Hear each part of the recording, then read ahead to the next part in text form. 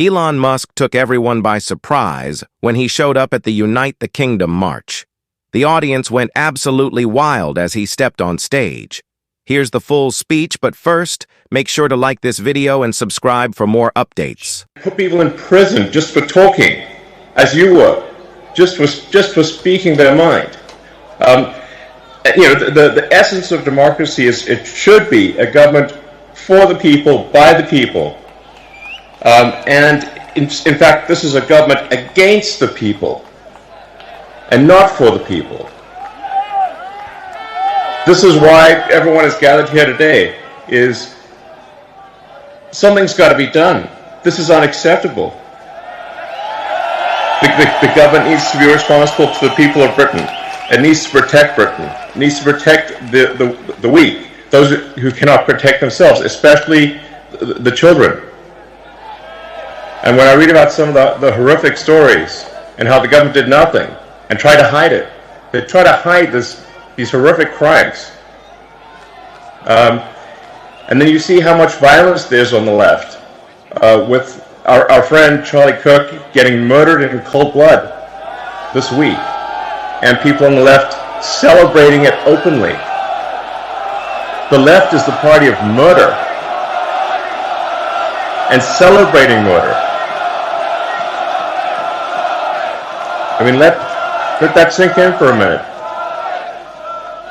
That's who we're dealing with here. That is who we're dealing with. Elon, to so many of the British public who are scared to exercise their free speech, they're worried about being imprisoned, they're worried about being attacked, even to share their speech on your platform of X. What message would you give to them?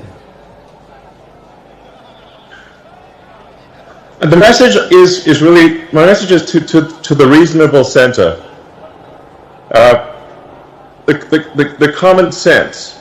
So my appeal is to British common sense, which is to look carefully around you and say, if this continues, what world will you be living in? This is a message to the reasonable centre, the people who ordinarily wouldn't get involved in politics. Who just want to live their lives. They don't want. They're quiet. They just go about their business. My message is to them: if this continues, that violence is going to come to you. You will have no choice. You're in a fundamental situation here where whether you choose violence or not, violence is coming to you. You either fight back or you die. You either fight back or you die. And that's the truth. Today, Elon, I think the British public are telling the world that they're ready to fight back. Good. Yes. Come on, Great Britain. Oh! Come on. We've inspired the nation. Elon, you've spoken a lot about woke culture, the woke mind virus, and how it damages innovation and freedom of thought. We know that DEI often sees people getting jobs when they definitely don't deserve them. Do you think this culture is holding back progress in the West? And what do you think needs to happen to reverse it? Yeah, I'm appealing to sort of common sense and fairness. I want to emphasize just common sense and fairness, which is that we should make our decisions based on merit, on how, if somebody is talented and hardworking, then that should be the only means of advancement. There should not be discrimination on the basis of sex or religion or any race or anything else. And what a lot of the woke stuff is, it's actually super racist, it's super sexist, and it's often it's anti-religion, but only anti-Christian. Like, why only anti-Christian? That's unfair. So this is why, again, my message is to the reasonable middle. Do you not want a world where there is fairness and common sense, and you advance as a function of how hard you work, and your talent, and your integrity? That should be all that matters. And the woke mind virus that I call it is against all of that. It's wrong. Thank you, Elon. Elon, we hear so much about censorship being pushed by governments and global corporations and organisations. A lot of people don't understand why we're allowing mass, uncontrolled immigration into all Western nations. Do you believe that there are powerful forces outside of elected officials, someone controlling governments, that are trying to control the flow of information, and how do we resist that pressure? I think when you look at the behavior of organizations or people, you have to say, what is the incentive for these organizations? And frankly, there's a massive incentive on the left to import voters. So if they can't convince their nation to vote for them, they're going to import people from other nations to vote for them. This is a massive factor. And frankly, it's a strategy that will succeed if it is not stopped. Thus far, it is succeeding.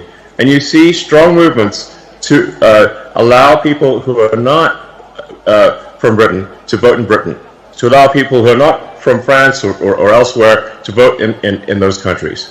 And thus depriving the citizens of their democratic power. It's really a voter importation thing. And if they're allowed to succeed, if this is allowed to continue, they will succeed in importing voters, swaying the elections, and taking your vote away from you. That is 100% what is happening. Do you know what's great? The BBC and the mass media cannot control this, can they? I love it. I mean, the BBC is complicit in the destruction of Britain. And we pay for it, Elon. We pay for it. Yes. We're forced to pay for it. Do you know they send them to jail if we don't pay for it? You're forced to pay for your own destruction. It's insane. It's unfair. It is wrong. Elon, a lot of ordinary people that are here today, they feel ignored, they feel censored, or they're labelled just for speaking up about their legitimate fears and concerns in their communities. Do you believe technology, like X or even AI, can finally give power back to those people? Or do you think it will make censorship worse or even automate it? I mean, that's a complicated question. It really depends on what government is in charge. The government can obviously use whatever powers are available to suppress the people.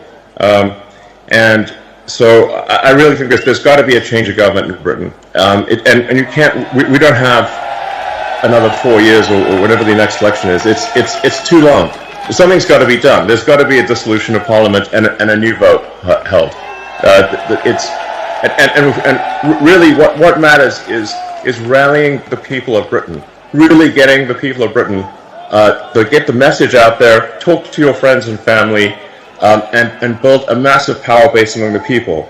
And like I said, you really got to appeal to the sort of average, the normal people that just want to go about their business. That they're sort of in a village somewhere, they're working, they just want to mind their own business. But you've got to point out to them that if we don't take action, they won't be able to mind their own business because other people are going to come and maraud them.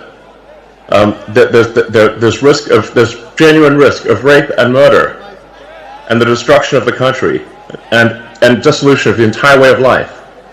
And so, yes, in the normal course of business, if things were if you weren't under massive attack, then people should go about their business and just live their lives. But unfortunately, if the fight comes to you, you don't have a choice. You have to fight. So you have to rally all of the people of Britain to fight for the future. Let me ask and the people if this doesn't happen, there won't be a future. Are you ready to fight for your future, Britain? Fight for your future. Do it. Go. Will we be gagged any longer, Britain? No. But you know what I mean, Tommy. You know what I mean. I talk to my friends in Britain, and they're like, yes, they live in a village here or there, or a town or city here or there, and they're like, well, it doesn't seem like it's really that much of a problem. I'm like, well, if you want to know what what's going to happen to your town and village, just visit London, and you'll see that it's filled with crime. It often doesn't feel like Britain at all, and it's only a matter of time before that is what happens to your town or village. It starts in London, but it will spread to every town and village in the country, and no one will have any peace. We're running out of time, people. We're running out of time. Elon, you've built rockets, you've built cars, you've built satellites, you've built AI. Things most of us couldn't dream of. It's fair to say you're a visionary. When you look at leaders in Europe and the UK today, do you think they share the same talent for future vision, or do you feel like they'll be left behind and out of touch? Well, I think we've got to have a freer country, a freer.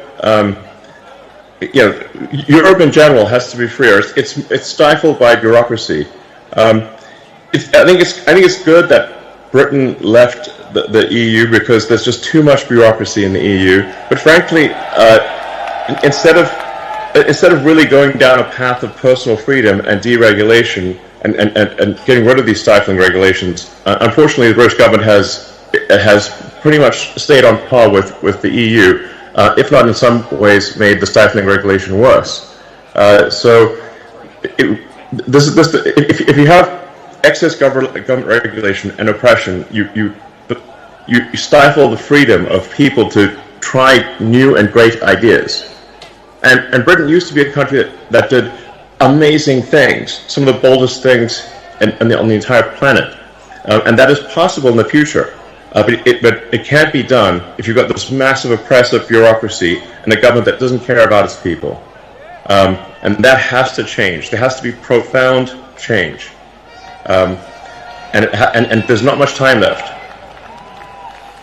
Elon, you've said before that civilization is fragile. We agree. Yes. It's precious. When you look at the West right now, every country in the West, with its wars, its divisions, its censorship, and its declining trust in institutions, none of us trust them at all. None of the public trust them. For good reason. Are you optimistic or pessimistic about where we are heading? I think if the people of Britain take charge and actually ensure that there's a government that represents their interests and not a government that represents foreign interests, then I think Britain has a great future. And I think we can be optimistic. I think there's amazing things that are possible. If the technology that is coming is used in the right way, we can have an incredibly exciting future, one which is, sort of Star Trek made real. It's sort of like the exciting utopian sci-fi where we have spaceships and we've got robots and we've got incredible technologies that are really exciting. But we need to preserve civilization long enough for that to happen, and we need to go onward and upward, and we need to fight for such a future. Such a future is not inevitable. We have to fight for such a future. I think that many British people had lost hope, but after today's scene, have you got hope again, Britain? Britain is awake. Thanks to you, Elon. Thanks to your input. Can we just ask? Well, thanks to you, Tommy. Thank you, brother. Can we ask, what do you see as the future of the UK and Europe in your vision? Where are we heading? What's the future like for us? Well, I think there needs to be a future where people take charge, where there's deregulation, a massive reduction in bureaucracy, and generally a new hope, where people look forward, wake up in the morning and look forward to the future. They're excited about what's going to happen next. But we must have revolutionary government change for that to occur. And this is not ordinary course of business sort of stuff. This really requires everyone to sort of marshal the people, to take charge, reform the government, and make sure that you actually have a government that is for the people, by the people. And that's essential. And that's not. So we're really at a fork in the road here. We're at a fork in the road to darkness or greatness, and that will be decided only in a matter of years. And we must take the path to greatness. And that's the path that's exciting and inspiring and will make life worth living. Elon, you've done more than anyone to shine a torch on the crimes committed against the generation of our daughters. On behalf of everyone and on behalf of all of us in Great Britain, you know what, we wouldn't even be in the fight. Not only are we in the fight right now, but we're on the advance. Thanks to free speech being fought for us by Elon Musk. We're very grateful, sir. You're most welcome. Thank you.